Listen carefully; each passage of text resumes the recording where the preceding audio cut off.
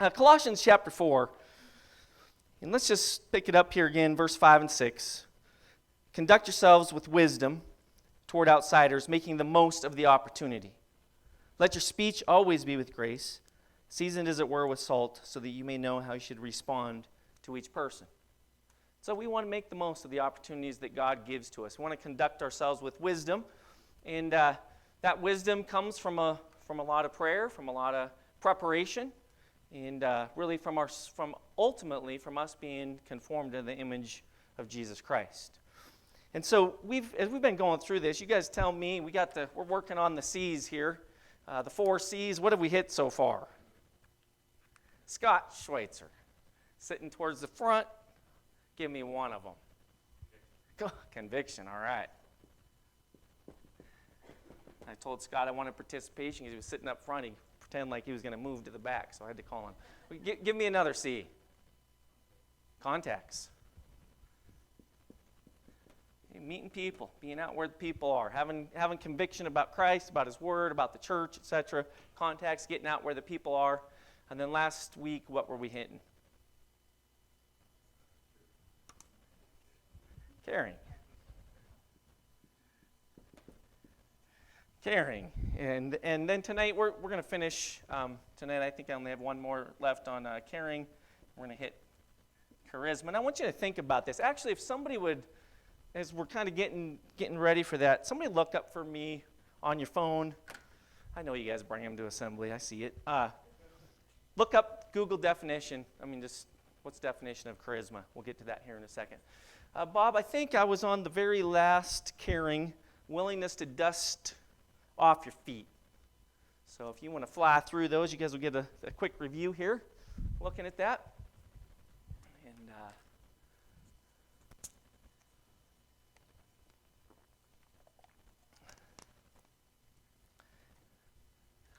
a lot goes into actually true caring for people.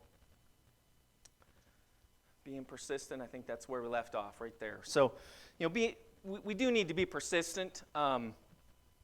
I think, how many of us are thankful that people stuck with us?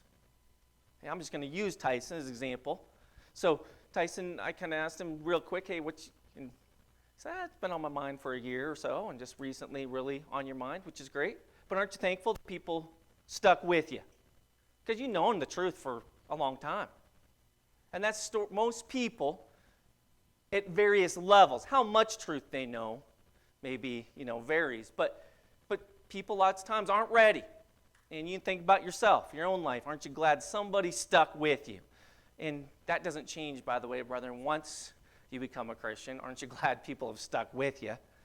And the Lord has, and others, through some of the fights of the spirit against the flesh, and maybe sometimes the flesh gets the upper hand, and you check out sometimes a little bit mentally, spiritually, but you have people hang in there because they care about helping you make it to heaven. And so we do want to be persistent. But there's also a time where part of caring is a willingness to dust off your feet. And let's go to Acts chapter 13. While we're turning there, you guys, why would this be a part of caring? What, Jerry? Time. Exactly. We're all limited with our time, aren't we? And so everything you say yes to is no to something else. And that's actually a perfect answer. So, anybody else have anything they want to add on to that? That's the gist of what I was looking for. So, okay, Acts 13, verses 50 and 51.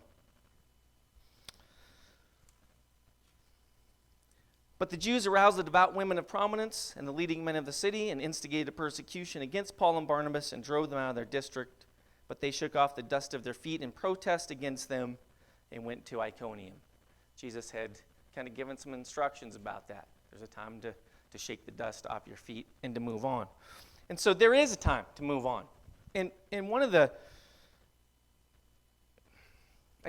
I guess one of the challenges that has come up in my life, and it came up in the congregation in Billings, we were talking about this, is have you ever noticed it's easier to go back to somebody you've already talked to about this before? You've already stuck your neck out with them. You've already gone through whatever discomfort it is of talking about. They're not surprised by who you are. So sometimes it's easier to keep going back to the same people. And time. Part of caring is we are limited on time. And to go to some people that haven't had a chance to hear this message yet. And we got to be willing to do that. And so at some point you ask for a commitment. It's one thing I appreciate about Jesus. Jesus is upfront about the commitment. And you will never save anybody's soul by just being a nice guy. I mean, truly caring, but by just trying to be nice and get along, you got to ask people to make a commitment. And so there are conditions on discipleship. I think most of us know those. Luke chapter 14 is a passage I like to go to. Make sure people know what they're getting into, counting that cost, etc. So it is easier to go back to previous contacts. We don't want to do that. We gotta move on next. Hey, who wants this?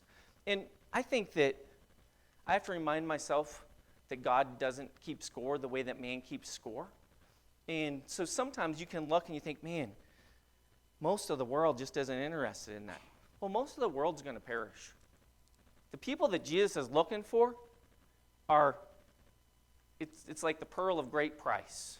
The treasure hidden in the field. That's the kingdom, but that kingdom is made up of living stones. This is what's valuable in the eyes of God. And so that's who we're looking for. We're looking for people that are looking for the Lord. And so next, hey, who wants this thing? Who wants this? Let's go. Let's do this. Charisma. Anybody look that up? Got a dictionary definition for me? I learned last week. I got to go around. What you got, Nick? You said Google. Yep. Okay. Compelling attractiveness or charm that can imagine devotion in others. That's definition 1. Okay. Definition 2, a divinely conferred power or talent. Great. That's what I was hoping those would come up. So, are we going to get people from our charm? Hey, we're here to charm you. Hey, hopefully if we're caring, there is a difference in the way we are. But charisma, the Greek, who can tell me a word in the New Testament that shows up a lot that's related to this word from the Greek? Charis. Anybody? Charisma. That's why it's a divinely. Anybody tell me what word comes from that? Gift is, but how's it translated usually in New American Standard? Charis. Grace. And you can almost hear the charis, grace. Okay? So that's where that word comes from. And grace actually has to do with gift. So when we're talking about charisma tonight, I don't want you to think about your natural charm. I want you to think about what God's given you. Okay? Every one of us, God has given us gifts. Okay? We are born with certain personality traits and strengths. Okay? And part of the help of the Holy Spirit is help us overcome some of those offsetting weaknesses that are often there. Okay? But let's actually go to Romans chapter 12 real quick. I think it's important.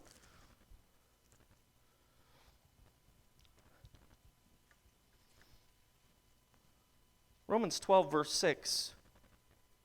Since we have gifts that differ according to the grace given to us, let each exercise them accordingly. If prophecy, according to the proportion of his faith. If service, in his serving. He who teaches, in his teaching. He who exhorts, in his exhortation. He who gives with liberality. He who leads with diligence. He who shows mercy with cheerfulness. So each of us have special gifts in accordance with the grace that's been given to us. I think about, Jerry, you know this. I've heard you say it. I think I remember a message you preached actually at Peaks on the best ball tournament about grace. That was a cool one. But what's the acronym that we hear a lot of times for grace? Doesn't have to be Jerry, but anybody? Anybody know this acronym? God's riches at Christ's expense. And I think this is a good way of saying it. One of the things that I might almost, in my mind, it helps me a little bit if I think about resources. Okay? God's resources. When you think, sometimes it's translated favor, you think about the olden days, somebody comes into your village on the horse, and they're coming from the king, and they roll out the scroll, and they say, by the favor of the king, this is what's going to be given to this village. It's God's resources that are available to us. Well, you think about God's resources are manifested through His church. We all have different parts of those resources. And so God wants us to use those resources. And here's a hot tip. If you actually use those for the Lord, there's going to be plenty more to keep doing it. You're not going to run out. If you squander it, well, I'll let you read the parables. You guys, we know that. Okay? But these resources are here for a reason, so we want to use them. Go back with me to Daniel. I want us to consider we should be people that the world recognizes as substantially different than the rest of the world, than people in the world. And I just think when we have God's resources available to us and nobody else does, that should stand out. Now, we'll read this first. Daniel chapter 1. Remember after Daniel and his buddies went through the training there, the Chaldean schools, and let's look at verse 17. Daniel 1:17. And as for these 4 youths, God gave them knowledge and intelligence in every branch of literature and wisdom. Daniel even understood all kinds of visions and dreams. Then at the end of the days which the king had specified for presenting them, the commander of the officials presented them before Nebuchadnezzar. And the king talked with them, and out of them all not one was found like Daniel, Hananiah, Mishael, and Azariah, so they entered the king's personal service. And as for every matter of wisdom and understanding about which the king consulted them, he found them 10 times better than all the magicians and conjurers who were in all his realm. Brethren, we're going to stand out because of the resources that God has given to us. I don't think that necessarily means if you're an engineer that you're going to have necessarily always the best math skills or the best problem-solving skills, but you're going to be a person of integrity. You're going to put others first, God first, ultimately, others first. It's going to stand out in what you do. If the Suttons and their business, the cleaning, I don't know that you guys have the secret sauce going into a place that just like the magic thing to clean this up. But the way you treat people, the way you conduct yourselves, the way that impacts people. And the world should see that in us because of the grace that's been given to us. And so as we talk about charisma tonight, I want you to think about it. Any charm and that kind of stuff comes from what the Lord has given to us. All right? John chapter 15.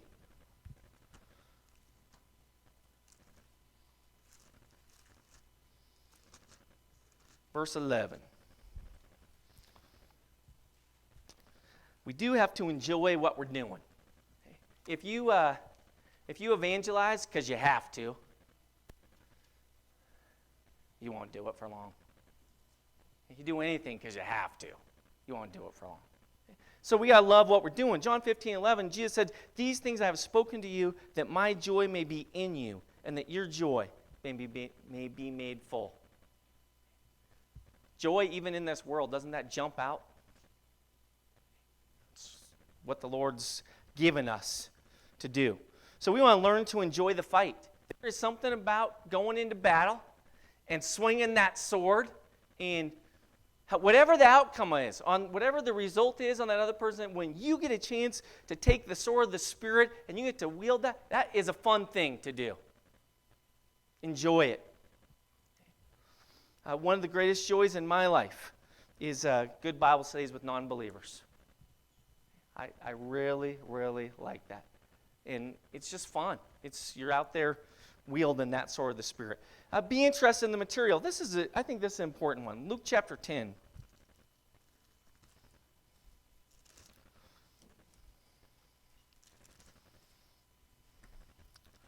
Luke 10, verse 38. Now as they were traveling along, he entered a certain village, and a woman named Martha welcomed him into her home. And she had a sister called Mary, who moreover was listening to the Lord's word, seated at his feet. But Martha was distracted with all her preparations, and she came up to him and said, Lord, do you not care that my sister has left me to do all the serving alone? Then tell her to help me. But the Lord answered and said to her, Martha, Martha, you're worried and bothered about so many things, but only a few things are necessary, really only one. For Mary has chosen the good part, which shall not be taken away from her. Don't you like Mary? She is interested in what the Lord is teaching. It's kind of fun. Last night, Julie and I had a Bible study with a couple. He's a Christian. She isn't yet. And there's another couple from the Billings congregation that we're having join us here, the last few, because we're handing that study off to them. But we got going on the study, and we forgot to, we always have drinks to, should clarify. I'm a soda drinker, which is at least as bad for you physically, but probably not mentally as the other stuff.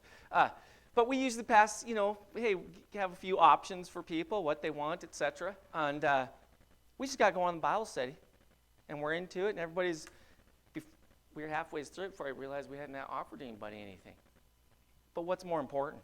We did offer them, by the way. Helped us get through the second half, probably. But what's more important? It's the information, isn't it? And so I really encourage you guys, be interested in this. I think I mentioned it before, but sometimes you end up going over a lot of the same information. Honestly, I look around, a bunch of you guys have been here for years. How long has it been since you really learned something earth-shattering new from the Scriptures? You did? Nice. You were paying attention. That's good, Jerry. That's good. Jerry, you might have known it once and forgot it. No, it was brand new. Okay, cool. Hey, that's good, man. Who was preaching? Okay. I learned some new stuff from him, too. But, lots of times, I've read this book a lot of times, guys. And sometimes I can go stretches where there's nothing new. But aren't you interested? I was talking to Davis. One thing I love about Davis, that guy loves the Scriptures. He, every which way, man, he's hey, Luke, have you read this he's actually sent me an ESV that has no verses. It's just chapters. It's a fun way to read it. It's different. He's interested in the Word of God. I want to encourage you guys, as you're out there working with people, if you're not interested in this, how are they going to be? And, just because you've seen it before, maybe, I don't know, how you guys, have you done this in your life, but for me, I think a number of times. I've been a number 2 on a Bible study, so I'm not leading the study. I'm just there to support and help and chip in where I think I should and to be quiet where I think I should. But what if you're just zoning on that? The person leading the study said, please don't come with me. You're hurting this but if you care about people and you care about the truth and you want that, you're interested, this is a message the whole world needs to hear, amen? It's a message I still need to hear.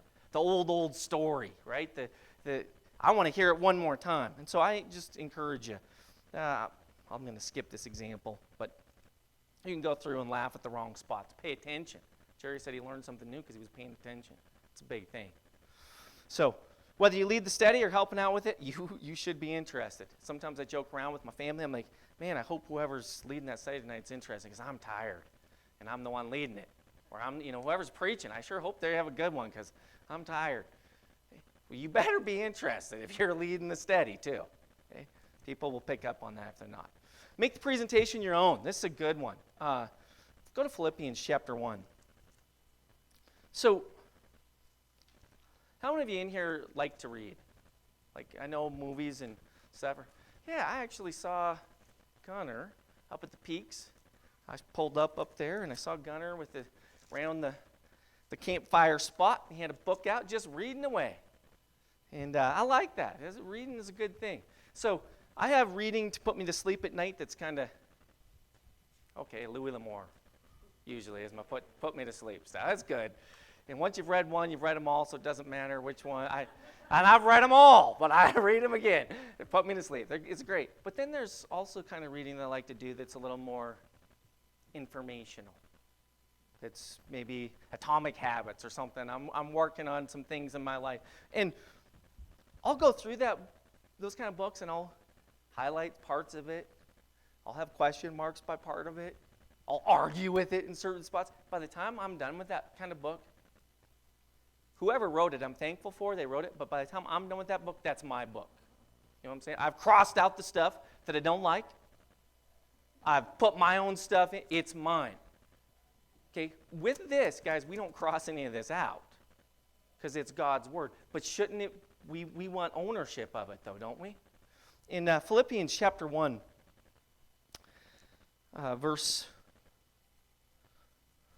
5.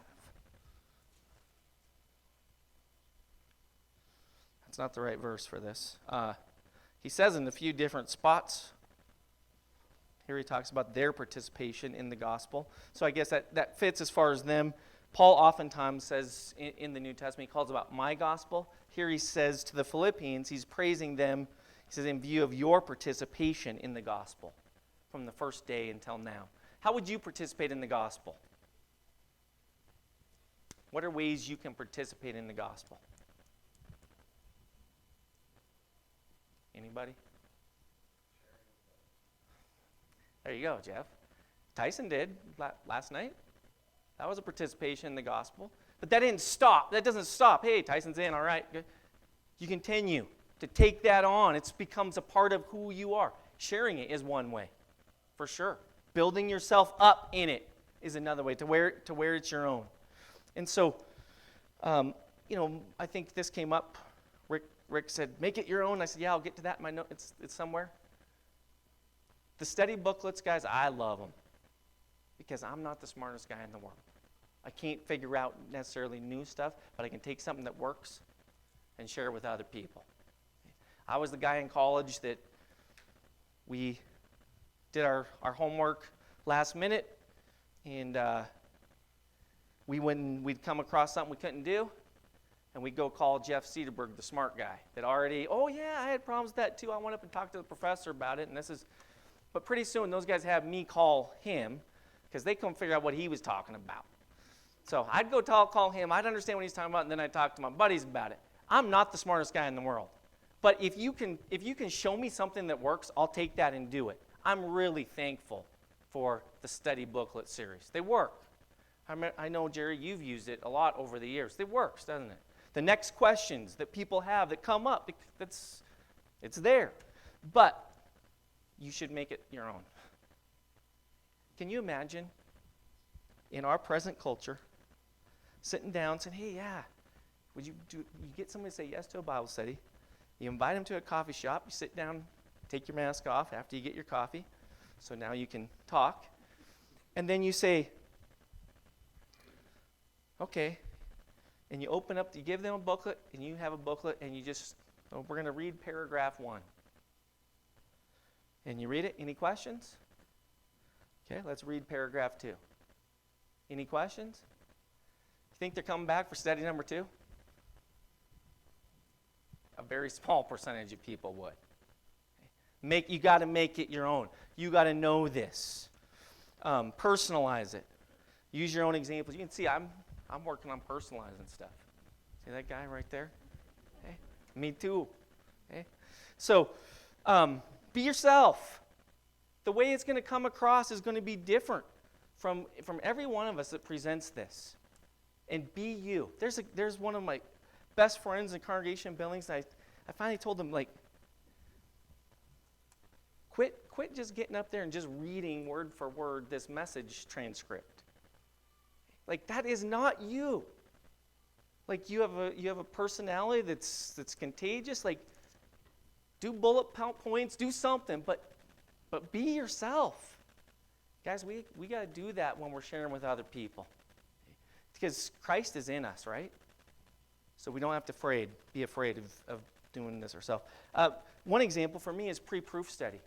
So many of you guys have probably done the booklet series, and you start with proof that the Bible is the Word of God. And that's where I would start with people, and the toughest one for me was always that first Bible study. Because I'd sit down with people, and, okay, we're going to prove the Bible's Word. How do I start? We're going to prove the Bible's the Word of God. Half the people say they already believe it, even though they don't. They think they do. Half the people know they need to know this, but to just launch into it. And so I actually, from just over a period of multiple times trying to figure out how do I start this, ended up putting together my pre-proof study, which I think my dad thought I was going to be here one more week, so I think I'm going to hit that with you guys next week. So, okay? But make it your own is what I'm saying. I know Mike Ferguson and Nolan, they've taken some of the PowerPoints that I've put together on the Bible study, through that booklet series, and they've gone in, they've edited them and put in their own examples, because those examples they're their story. They make more sense to them. They're going to be able to explain that. That's the kind of thing you should do if you care about this. So be interested in them as people. One thing, Jesus always cared about people. Let's hit these. I mentioned this a couple weeks ago, but let's hit it. Matthew 15. Any questions, comments? I'll be right there.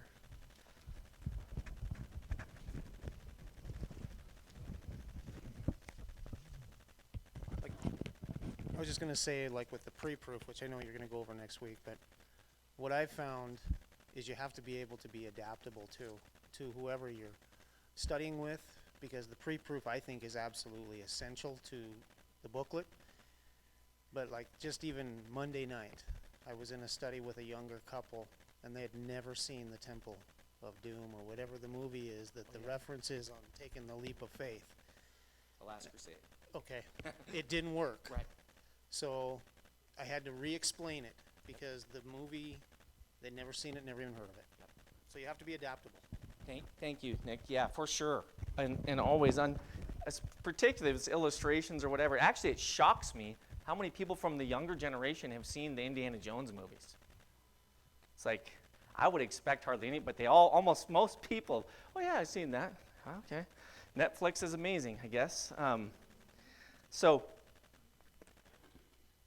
But honestly, Nick, in that one too, I usually chop out sections of that pre-proof. I have it in there for certain people, but there's sections, and we'll hit that next time. But yes, be adaptable to the person. To the person. What's important to them? Yeah, exactly. You skip parts that they don't need or don't make sense. If it doesn't make sense to you, don't try to explain to somebody else. Okay? That's one thing you should know. So, Matthew chapter 15, verse 32. Jesus called his disciples to him and said, I feel compassion for the multitude because they have remained with me now 3 days and have nothing to eat. And I do not wish to send them away hungry, lest they faint on the way. I just like the way Jesus cares about people. He's concerned about these guys. Hey, what are they going to have to eat? Are they going to make it home? Or are they going to faint on the way? He's thinking about them. Jesus always cared about other people. And don't you find that phrase interesting, the end of the Sermon on the Mount? That the people were amazed at Jesus' teaching because he was teaching them as one having authority and not as their scribes. The scribes set themselves up as the ones having authority. They came, the authority behind it. It's the college professors. They're like, we don't care about that. Jesus cared about them, and he knew what he was talking about, and he knew how to get to the heart. And so they knew, this guy knows what he's talking about. It starts with him caring. I think I hit this one recently, Matthew chapter 8. One of my absolute favorites. You guys ever do 5 love languages? Anybody ever done that book or read it or talk to your spouse about what your love languages are and that kind of stuff? So one of mine is physical touch. In case you haven't noticed, made Scott get up, give me a hug when he told me he was moving to the back row. Sat him back down where he was. But I'm a physical touch. That's one of mine. So these kind of things, this one always jumped out at me. Matthew chapter 8, when Jesus had come down from the mountain, great multitudes followed him. Behold, a leper came to him, bowed down to him, saying, Lord, if you are willing, you can make me clean. And he stretched out his hand and touched him, saying, I am willing, be cleansed. And immediately his leprosy was cleansed. Jesus just could have just said, yep, your leprosy is cleansed. But he reached out and touched him. Why? This guy probably hasn't been touched in a long time as a leper. One of the problems, social distancing. Hard to communicate physical touch. I saw a meme somebody showed me the other day. I'm a big Bobcat fan. At the Cat games, I always play Sweet Caroline. I'm not even able to get this right, but somewhere in there it's reaching out. Somebody help me. Sweet Caroline. Touching you, touching me, is that the order that goes in? And hey, social distancing, you can't do that, okay? But Jesus does. And guys, I actually think there's a tremendous opportunity right now to communicate to people you care. I don't mean it means you have to have a mask off or on. I don't mean you have to physically touch or not. It means pay attention to people. Because I notice myself, you put this mask on and I go in and I go into my own shell more easily. Instead of thinking about other people, pay attention to other people. Communicate to them you care about them. It'll go a long ways. And it's not by being a jerk to the lady that asked you to put your mask on, because it's not up to her. It's not her rules. So be nice and communicate you care that way. Matthew 19.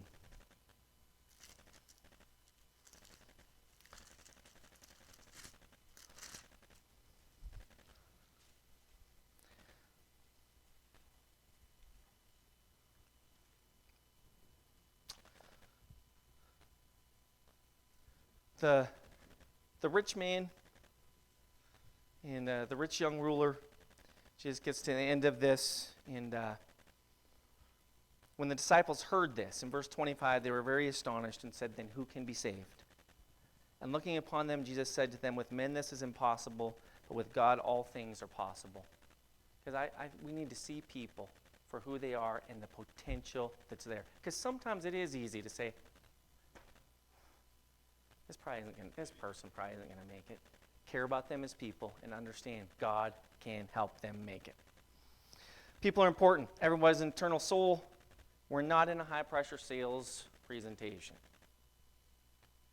If you're trying to do that, we don't peddle the Word of God, do we? We don't want people to have buyer's remorse. You immerse somebody into, you sell somebody a used car, and they come back the next day, and they say, "Hey, too bad. I actually got a story about that. Selling a bunch of my stuff, sold the car to a lady. This poor lady, rough life, I could tell. Had a 2 or 3 months after I sold it, I get a text from her saying, "I thought you were different than everybody else. This car isn't, it had a blown head gasket before I bought it," and all this, which isn't true. None of that's true. But I'm not going to give you a refund 3 months later on this car because I know the condition I sold it to you in. She had buyer's remorse for whatever reason. Honestly, it's not my problem. But, let's say Tyson gets immersed into Christ last night. He wakes up today and says, "Man, I like to take that." You don't want that. Okay? You don't want people to have you're not trying to force them to do something. People need to know what they're getting into. Okay? We're trying to help them make it to heaven. So, be interested in them and people. And we're interested in developing long-term relationships with them in Christ. That's, one of the things that came up the first week I was here is love of the brethren. And guys, it is the same love. It doesn't stop now. Oh, hey, Tyson's in. Hey, good luck, man. Next. Who's next? No, we're helping you. This is long-term relationships, right? We're going to be together for eternity. That's the plan. And honestly, if we weren't going to recognize each other for eternity, how motivated would you be to share the word with somebody?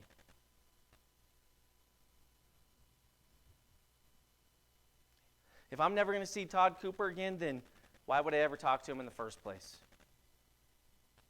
But I'm excited, man. These relationships are for eternity. And so care about people. Developing fellowship with Christ, 1 John 1, verse 3. I'll hit that.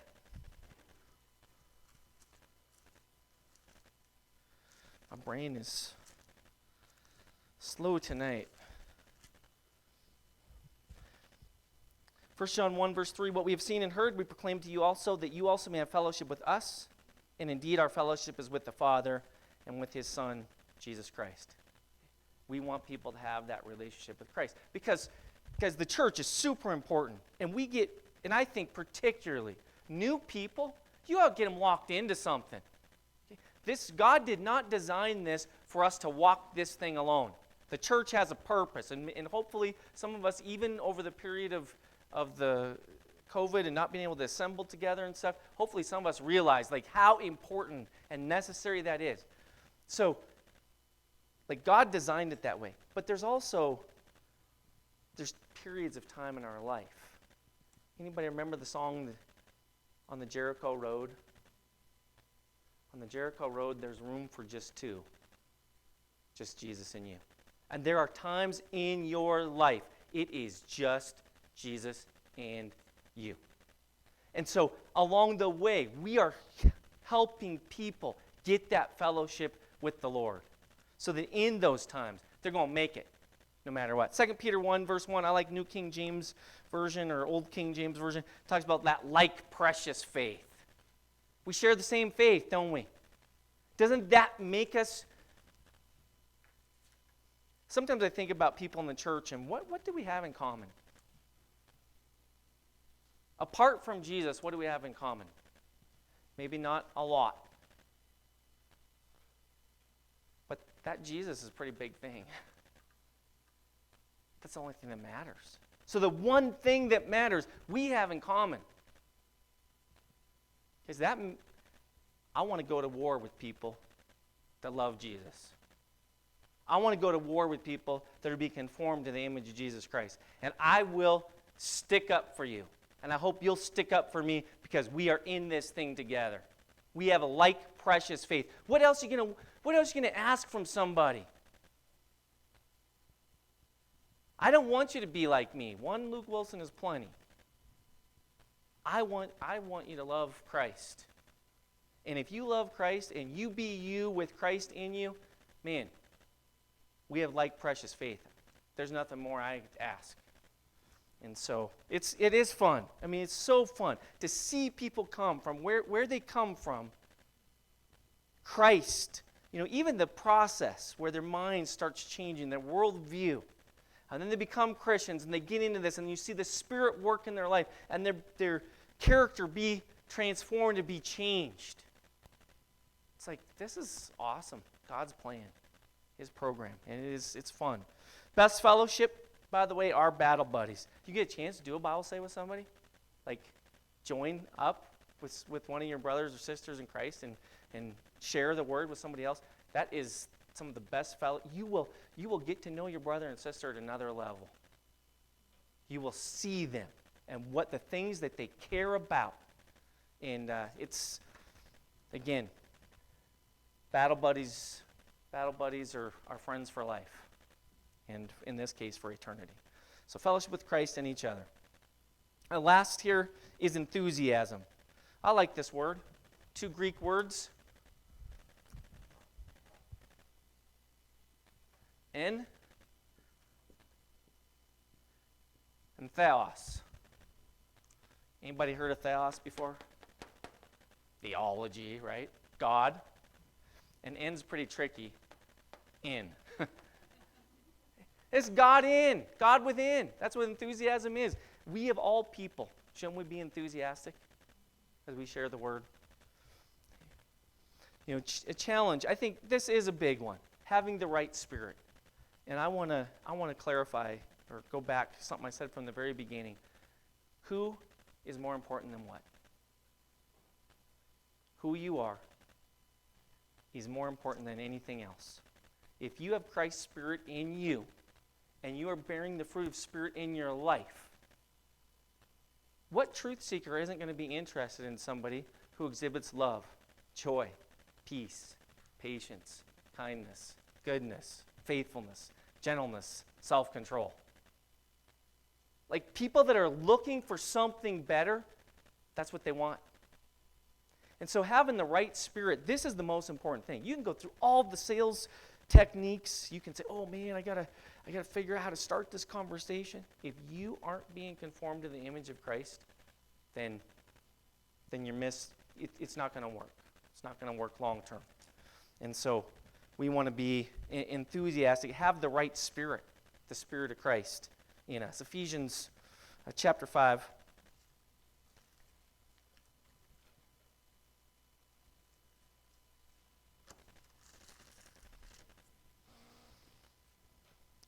Verse 18. And do not get drunk with wine, for that's dissipation. So those spirits we don't need. But be filled with the Spirit. And there's some ways to do that. Speaking to others, some psalms, hymns, spiritual songs. Singing's great for that, isn't it? Verse 20, always giving thanks for all things. Hey, that's a great way to be filled with the Spirit. Some of us got to change our self-talk. Seriously. Everything's always bad. Life stinks. And then you die. We got to change our self-talk. Okay, giving thanks in all things. This is part of the Spirit. And you go into a room and there are some people that just suck the life out of a room. And there are some people that bring life into the room. What kind of person do you want to be? If we're going to be effective at carrying this gospel message, we want to carry life. And so, and then, this is a pretty important one too. Be subject to one another in the fear of Christ. That's the way to be filled with the Spirit. It's good practice. So sometimes, man, I don't like to be told what to do. I don't like to be bossed around. And I don't see why my freedom is governed by another man's conscience. God will use imperfect people to perfect you, in case you haven't noticed that. And so as we're carrying this message and being filled with the Spirit, a great practice. It's really cool, actually, the way the Lord has this set up, because as we love the brethren, we learn to love the lost, right? As we interact with each other and learn how to figure this out, then our character's perfected, and now we're effective with people who don't have perfect character. And so, be subject to one another in the fear of Christ. That's a way to be filled with the Spirit. Singing's pretty easy when it comes down to it. I'd even lead singing before being subject to one another. I mean, that one's a lot tougher. Giving thanks in all things, that can be a little. Being subject to one another in the fear of Christ, I'll let you fill in your own details in your life. The ones that, usually it's pretty easy. There's times that it's tough that this verse applies. Be filled with the Spirit. And I already talked about that, God within. Christians can truly be enthusiastic. People should see Christ within us. That's what we want them to see. And there's some challenges that come with that, because what did they do with Jesus? Crucified him. But when he was lifted up from the earth, he drew all men to himself. So we're going to get that response from some people. But the truth seekers, the people who want to know God, are going to be interested, because God's put this treasure within earthen vessels.